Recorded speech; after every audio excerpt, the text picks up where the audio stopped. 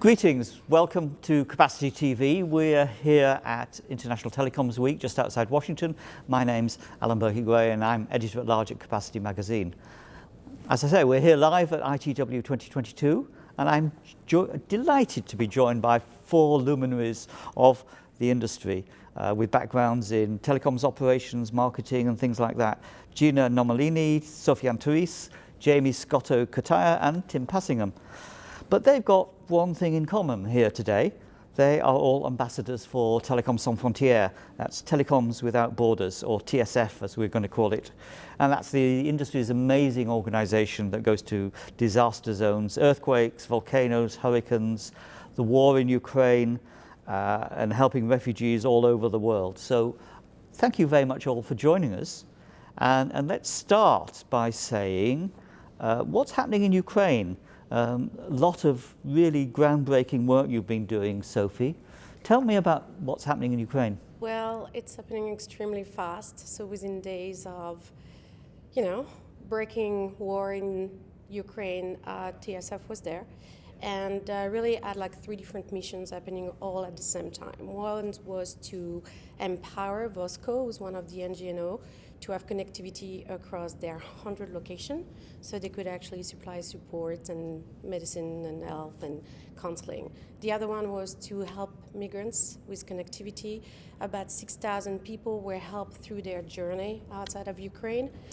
Beyond just the functionality of helping them through, it was really the impact that it has on those people. They were asked, what is the impact of being able to be reconnected? And 60% of them said, we found out what our legal rights were because they had no access, they were not really ready before the war, they didn't think this would happen. And 88% of them said, you have helped me psychologically, you have reconnected me with my loved one, and that has really helped through this journey. But I think, beyond this, also incredible effort in very strategic locations like Odessa, where TSF deployed a satellite to make sure that despite everything going on in that very specific location, they could be connected and they could keep track of all the events there. And that was how TSF started, wasn't it, a long time ago? It was in the Balkan Wars of about 1990, 30 years ago. Absolutely. This is where Jean-François and Monique, the very, very time around, I think it happened during the whole Kurd crisis. And this is really what triggered their anger 30 years ago about, oh my goodness, yes, we need doctors, but nobody can connect with their loved one, nobody can get information. And that's how the organization started. Helping all the organization on site. I always tell people, everybody knows about Doctors Without Borders. Nobody realized that they are empowered because Telecoms Without Borders comes before they even are on site to connect them and to be able to support everybody. So it's incredible 30 years later that sadly we are still doing it. And very, fortunately we can still be there. Gina, you've been introducing real innovations into what TSF does with satellites. Tell us about that. Yes, so TSF traditionally relied on standard satellite, which while it could be deployed quite quickly, often came with some challenges. So those were limited bandwidth, asymmetrical bandwidth, lower latency. And lower latency takes about half a second to get to the satellite and half a second back again, which really breaks up conversations. Yeah. Yes. I should say long latency. And so some of the challenges, it impacted phone calls, it impacted bandwidth for the first responder organizations. So really TSF became very, very innovative in working with a limited amount of bandwidth and what they had. Within the past year and a half, however, they've tested and they've now started to deploy low orbit satellite kits. So what that means is many times more bandwidth, symmetrical bandwidth, better latency and performance for phone calls. It's a real game changer. Name some names, Gina. Say who you've been working with. What satellite companies? So Télécoms Sans Frontières has deployed Starlink gear through SpaceX, had very, very good performance with that technology so far, and we expect to continue down that route. Excellent, good. So let's talk about some other places that you've been working. Tim, and I remember writing about it over the last few years, a lot of refugees in Syria, disastrous things been going on in Syria for the last decade. Tell us what TSF has been doing there. To build on what these guys have been saying, and we were talking about it earlier, TSF often goes in as kind of first in communication. So if you think of a natural disaster or humanitarian crisis over the last 20 years, TSF have been there first, supporting not just the kind of families, refugees, but also the organisations that can then support that. And Syria is a great example. So obviously enormous humanitarian disaster, huge amount of refugees, great tension on the Turkish-Syrian border particularly. And what TSF often finds is it goes in first of all to fix an issue and provide that first in comms, but then ends up staying to serve those communities. And in Syria, really helping school children learn digital skills and build those whole digital skills so that then those communities can, post-war or conflict or the natural disaster, can start to come back. And digital skills are perfect. You can communicate remotely, you can do digital work from everywhere, as we know in our industry, and it's a really good boost to the economy to help them get back on their feet. So many of the TSF projects, even though they're known for that sort of first in disaster relief work and are famous for that and are brilliant at it, they're actually doing an awful lot of really long-term sustainable work to help drive long-term change in those communities. And it costs money, and we'll come back to more of an appeal later. That long-term work, it costs money, and that's where we need help. So you all, as I said, ambassadors. So Jaymie, what is the role of a TSF ambassador, and why have you personally chosen to support this organisation? It's been an honor, and our role is really to tell their story, represent their brand, and get it to the international community. I think together we represent many companies, and we know so many friends, community members who, like ourselves, are asking how can we help. We as telecom operators, as data center operators, how can we jump in and support when we're hearing this terrible news come on the television and feeling so distant from it, but yet wanting to jump in? TSF is really an answer for that. TSF is a family, not just a charity, a family of heroes. And there was a story that actually Tim persuaded us to get involved, and he had told my team and I about a little girl who had come up to a TSF person at the time.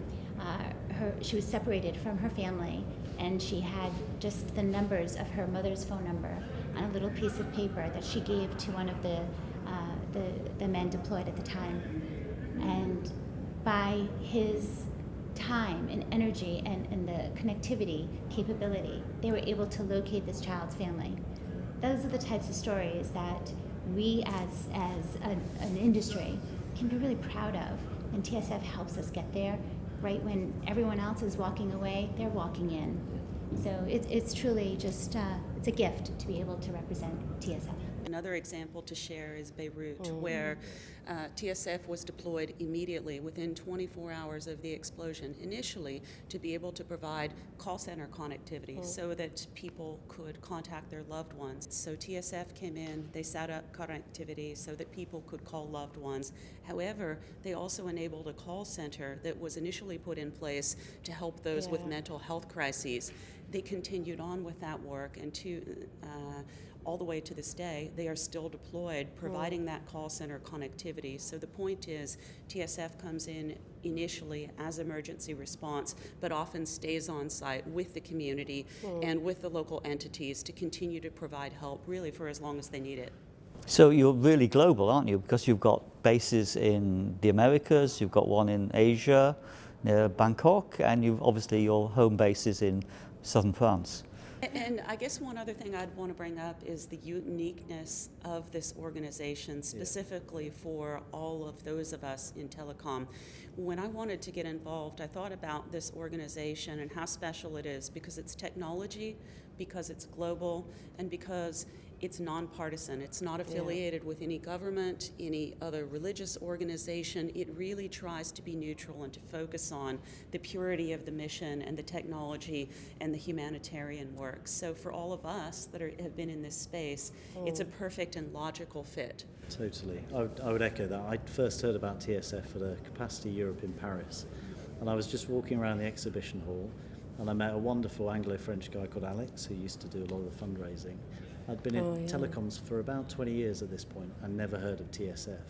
And I was shocked. I was like, this is our charity. This is the one that everybody in this industry should be getting behind and supporting, because we can help with our time, we can help with our contacts, we can help with our money.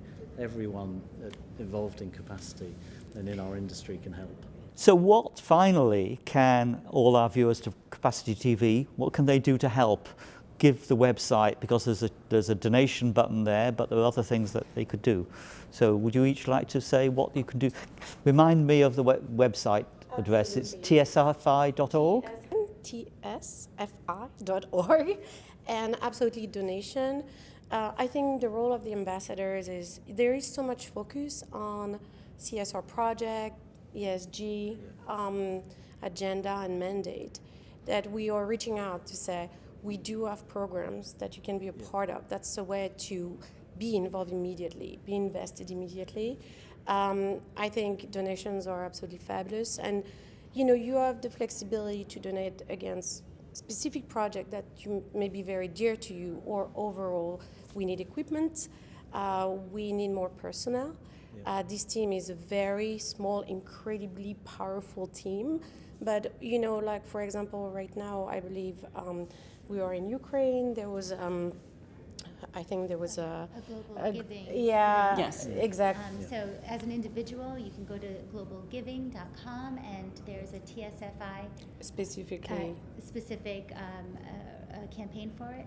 And then as one of the amazing companies that represent our industry, like so many, just today, Console Connect with the TSF charity 5K this morning at ITW. Again, just wonderful brands coming together to contribute and to be part of the TSF story.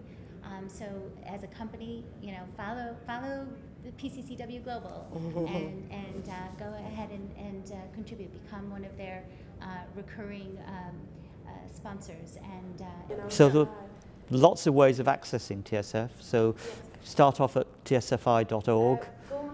Go on LinkedIn. There is a lot of updates about all the different projects. You also understand the diversity of projects. We're not just in Ukraine right now. We are actually in 3 or 4 locations with very, very active projects. So you can see the updates. TSF is not really, as a marketing person, really like into marketing themselves, but they will report on all their projects, all the the progress that they're making on site. And it's really compelling to see how quickly, but also how deeply they impact the communities they help. Likewise, I would just say we continue to look for additional telecom and corporate sponsors. Yes. I think collectively all of us here probably know all of you. Please do feel free to reach out to any one of us if you'd like to talk about it further, if you'd like to get more experience on what it means to be a sponsor, to get a briefing. We would love to hear from you. Thank you very much. So Jaymie and Tim and Gina and Sophie, it's really great to hear about TSF. Thank you very much indeed, and thanks for all you do.